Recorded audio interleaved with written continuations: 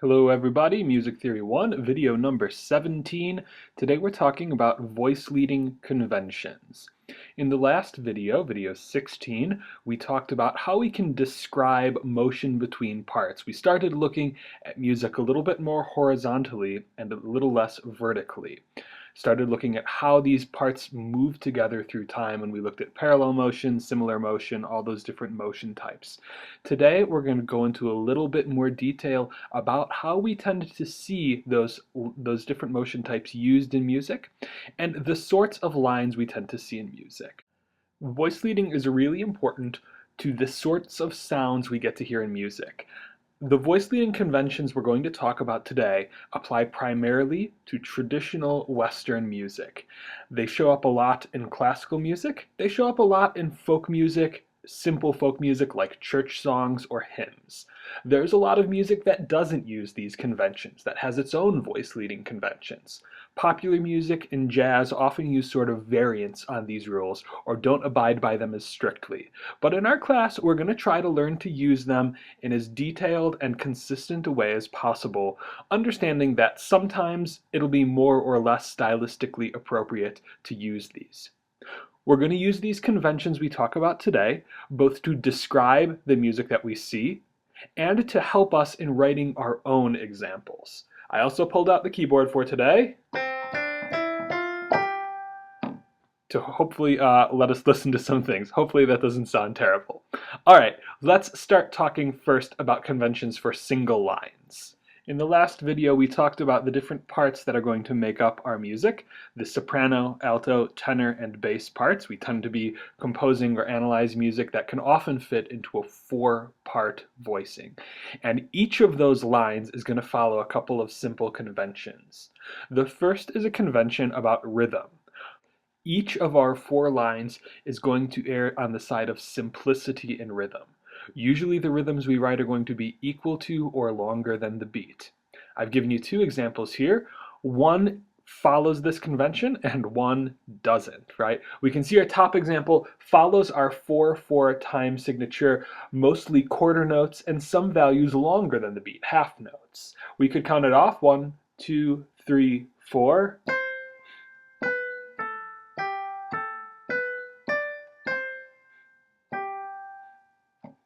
Compare to a much more complicated version with lots and lots of fast subdivisions and ties. 2, 3, 4.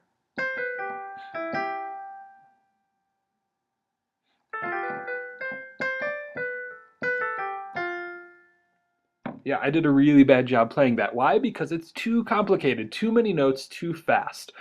Our single lines tend to be focused on vocal styles, and vocal styles tend to have simpler rhythms. So this is the first thing we're going to think of when we're writing our music and when we're looking at music. We're going to look for some of these simple rhythms. Next, let's talk about harmony. At the beginning, for right now, when we write lines of music, every note we write is going to belong to the chord harmonizing it. And so when I start on a C major triad in my harmony as I do here, I have three notes I could write in my melody, a C, an E, or a G, the notes of that chord, and I chose a C. When I move to E minor, again I have three choices, an E, a G, or a B. When I move to F, again I use a note from the chord, I use the A, the third of the chord. And when I go back to C, I go back to one of those chord tones, to C, E, or G. I don't have any pitches from outside of the chords.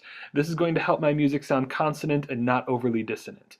We will eventually introduce notes from outside the chord, but for now we're going to start with all our notes belonging to the chords.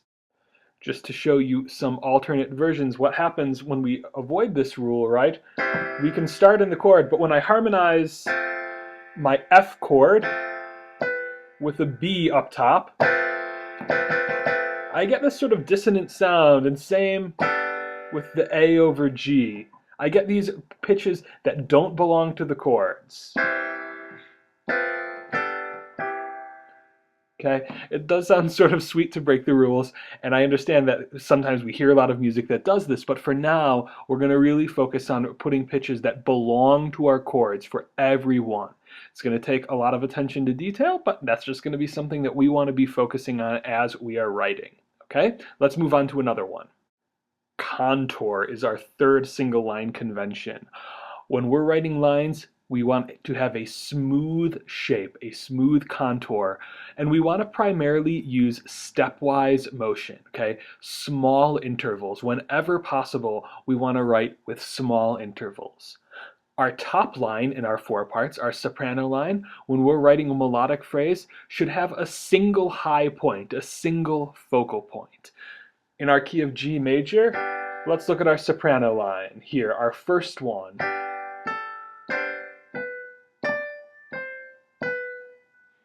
This is a nice line. It has primarily small motion, a lot of steps, seconds, or thirds, and it has a single high point, a single high D up top. Compared to our second melody line, again in G major.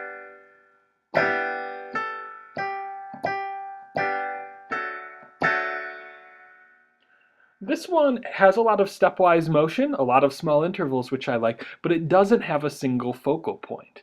The highest note is A, and we play that A a whole bunch of times in this melody. The focal point really gives the line a sense of shape and direction, and by not having a single focal point, we lose some of that sense. Let's look at our last melody line, again, in G major.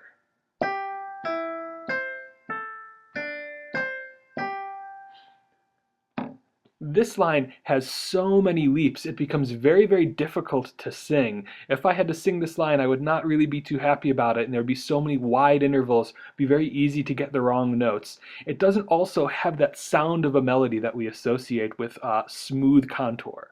This is one of the biggest ones of all our single line conventions. Smooth contour will help you in your voice leading and your part writing. It's going to help you avoid some of the other things we talk about later in this video. So please, please, please do your best to have that nice smooth shape in all the lines you write. Okay, now let's talk about leaps. I just said you should avoid writing big leaps, and you should. It will make your life a little bit easier. But every now and then we have big leaps, and they do show up in music from time to time, so we want to know how to handle them. Okay, the first one is that we want to avoid certain leaps no matter what. We want to avoid augmented intervals. We want to avoid leaps of a seventh or leaps greater than an octave. These tend to be very difficult to sing, and they, again, just sort of lose the sense of melody that we like to find. We don't see them a lot in the repertoire that we look at. In the key of C minor here, look at our top melody line.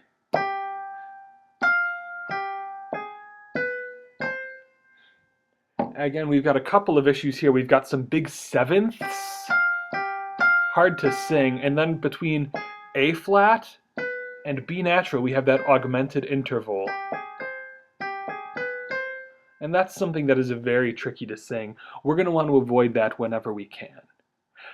The second principle about leaps, when we have big leaps, we tend to balance them by steps in the opposite direction. Looking at example B here, still in C minor, we start with a big leap of a sixth, but we come right back down that leap. This helps us as singers find our way. When we sing a big interval, it's a lot easier for us to balance that by stepping down in the opposite direction. It feels very natural to us, and the shape tends to make sense. Compared to the second measure in there,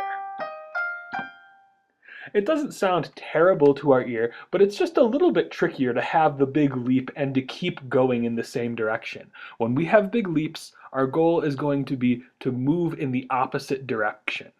Finally, if we have a bunch of leaps in a row, we tend to want to outline a triad. Let's look at our last line here.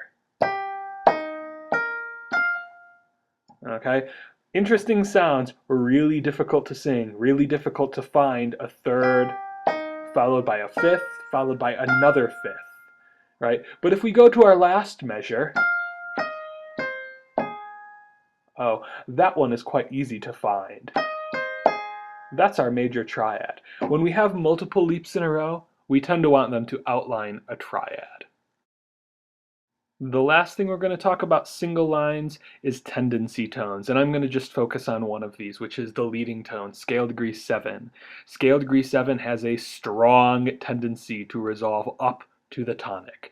The leading tone, its job is to take us back to the tonic. Our example here in E flat major.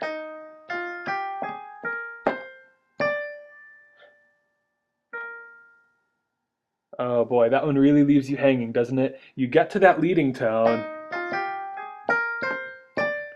and you want to keep going up to the tonic, but we resolve down. When we write the leading tone, we're going to make our best effort to resolve it to the tonic, and especially in our top voice, in our soprano voice. In our soprano voice, it's most out in the open and easily perceived, and so we really want to take care of our leading tone when it's in our upper voice. Look at example 2.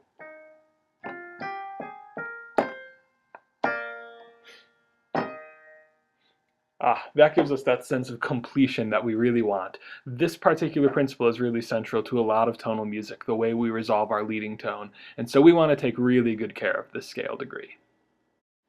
Okay, let's take a brief pause here to have a summary of our single line conventions. These are the sorts of things we're going to keep in mind when we're writing an individual line, a single line, whether it's our bass line, our soprano line, our alto line, or our tenor line, or when we're looking at music. We want our rhythm simple, we want the rhythmic values to be close to the beat, not too much faster, not too complicated. Our harmony, we only want to use a note that is inside the chord we're using. We don't want any notes outside the chord yet. Someday we'll do it, that day is not today. Contour, the shape of our lines, may be the most important of all of these. We want stepwise motion, smooth motion. We want to avoid lots and lots of leaps. And we want to have a single focal point, a single high note in our melody. When we do use leaps, we want to avoid augmented intervals or very large intervals.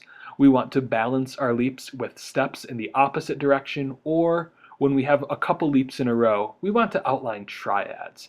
And finally, our tendency tones, scale degree 7 resolving to scale degree 1, leading tone to the tonic. This is super important and a big one. Okay, let's take a moment, catch your breath, pause, reflect, and then we're going to come back right after that with multiple line conventions about the interactions between multiple parts. As we move into talking about voice leading between multiple parts, we're going to talk a lot about perfect intervals. And the perfect intervals that we really are going to be watching out for are the perfect unison, the perfect fifth, and the perfect octave. Okay? The perfect fourth is treated a little bit differently by a lot of musicians. It's not really treated like a super special moment like these other intervals are. And so a lot of what we talk about when we talk about perfect intervals coming up is only going to apply to perfect unisons, fifths, and octaves. These intervals are treated as the most consonant intervals, kind of the most special of intervals, and so when they show up between more than one voice, we tend to treat them in some special ways. Let's talk about some of the ways we're going to treat these intervals in our part writing when we're making music. The first has to do with perfect intervals via parallel motion. We are going to avoid repeating perfect intervals via parallel motion. Okay? This is something that has been taken from a lot of the music that we study and the music that we perform, and we realize that a lot of the composers of these music and the performers who made it didn't do this. There's nothing necessarily wrong with perfect fifths that move in parallel motion or perfect octaves that move in parallel motion, and there are a lot of styles, like 20th century styles or jazz styles, that use parallel motion this way, but we're going to try to make it a point to avoid doing this. When we have our perfect fifth, and we resolve it to another perfect fifth via parallel motion, like I just did,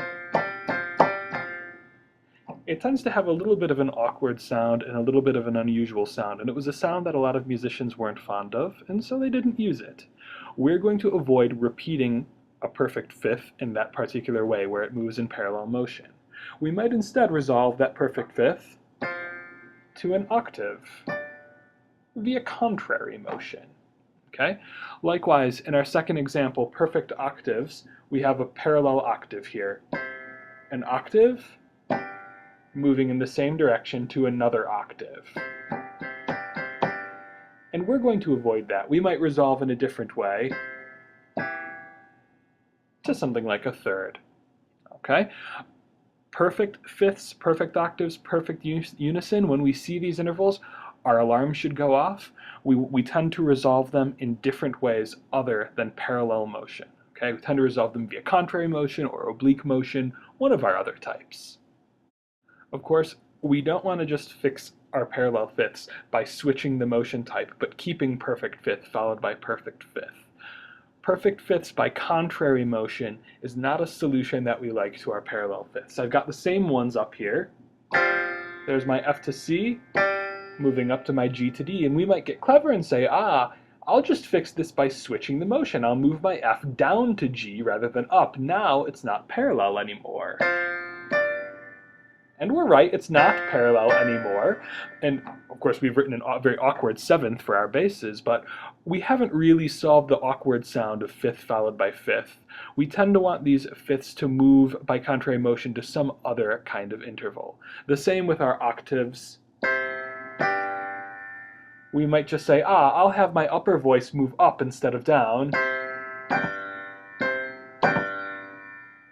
And maybe that helps, but really this is not a typical solution and not one we tend to like. And so once again, if we have a perfect octave, we don't want to resolve it to another perfect octave moving by contrary motion. Still doesn't help us out very much. Those first two are ones that we're going to see all the time, and we're going to have to make an effort to avoid. Direct fifths or direct octaves are a little bit more rare. If we tend to follow good conjunct voice leading, then we probably won't write too many direct fifths or octaves, but it's something I want us to be aware of. A direct octave or a direct fifth occurs in a very, very specific scenario. It occurs when we have a perfect fifth or a perfect octave approached by similar motion between our outer voices, the bass and the soprano, and when the soprano leaps, it moves up by more than a step. If we look at our first example here, we have a nice chord progression of a C major chord, a 1 chord going to a 5 chord. And we notice in our outer voices, we do end on that perfect octave, and both voices are moving up. Now this is not parallel octaves. They end on that octave G, but they start on C to E, a third. And so we don't have parallel octaves, but we do have those direct octaves. We approach that perfect interval, and we don't treat that interval the way we like to. A more common solution is seen in the next point. Here, instead, our next example moves to a fifth between our voices, but moves in contrary motion. This is much more typical. Again, our direct fifth, direct octave is a very, very specific and unique case. It's got a lot going on for us. There has to be similar motion between our outer voices, and our soprano has to be leaping to our pitch. If we're writing stepwise motion, if we're favoring contrary motion to our perfect intervals, then it probably won't show up as often as we hope. Another multiple line convention to consider is unequal fifths. This one has to do with fifths, obviously, but it's a little bit different than our parallel fifths. Parallel fifths involve two perfect fifths moving in parallel motion to one another. Unequal fifths involve one perfect fifth and one diminished fifth. We could start on the perfect and move to the diminished, or start on the diminished and move to the perfect. Unequal fifths are generally okay, but we want to avoid them when they're sort of most noticeable, and that's between our outer voices, between our bass and our soprano. We can look at our C major triad in our first voice. We have a perfect fifth between our bass and our soprano, and we can fill it in. And if we move to our next chord, a 5-7 chord, we can see that we've got a sort of awkward voicing between our outer voices. It's not something we really like to do very often. It sort of showcases sort of a clunky sounding voice leading. And so instead, we might move via oblique motion in our outer voices. That might solve our unequal fifths issue here. Last of these, we want to avoid crossing voices. Our soprano should always be above our alto above our tenor, and our tenor above our bass. The exception is that we can have these voices touch occasionally. We can have them share the same note, but we don't want to have them cross. If we look at our first chord progression, we can see our tenor leaping up to an F in its F major chord. Not only did I write parallel octaves between my lower voices, I had my tenor leap above my alto's C there. My tenor is singing a higher note than my alto. That's just something that's a little bit unusual for singers to deal with and tends to sort of lead to different harmonic problems as we go forward. And so we don't want these voices to cross over one another. If we look at my solution in the next chord progression, we can see the tenor and the alto instead meet on that middle C. They meet on the same note, and that's fine. Fine to have them touch there, but we don't want to have them cross past one another. It tends to confuse our voice leading and make the music a little bit more awkward to sing. Okay, take a breath. Another summary here of the conventions we talked about for multiple line voice leading. We want to avoid those parallel perfect unisons, perfect fifths, and perfect octaves. We also don't want to fix them by just switching people around in octaves, so we want to avoid perfect fifths or octaves via contrary motion. Those are some of the really big ones, the ones we see the most often, treating those perfect intervals carefully. We want to avoid direct fifths and direct octaves. We want to avoid unequal fifths when they're between the outer voices. Between other voices, we're okay with it. And finally, we want to avoid crossing voices. We want everybody to sort of stay in their space. These voice leading conventions seem a little bit complicated to start usually, and they also seem a little bit arbitrary, a bunch of weird rules, but a lot of these conventions are what makes our music sound the way it does. These are the little details that give Western music its particular sound, and so understanding them and being able to put them into practice is going to be an important part of us getting a better understanding of how Western music works and how we get the sounds we get. One last thing is that the composers and musicians whose music we study to get these, right? They didn't have these rules written down in a book like we did. They followed their ear. They followed what they thought sounded good. Later on, analysts and theorists looked back at the music and said, these are the sorts of things we see and don't see in their music. And so, just one thing to note, right? They didn't have anybody telling them this. They just followed their ear. We're going to follow their example. And thankfully, we don't have to just worry about our ear. We've got some people who've done a lot of the work studying this music already for us. That's all for video 17, a very big one on voice leading conventions. We talked about a lot of the foundational aspects of how the different parts, the different lines that make up our music are going to work. And we set the groundwork for a lot of the composition activity we're going to be doing, not just this semester, but in following semesters and, for a long time as musicians, okay? Take some time, look over this one again, bring your questions to class. Thanks for watching. Hope you guys enjoy the rest of your day.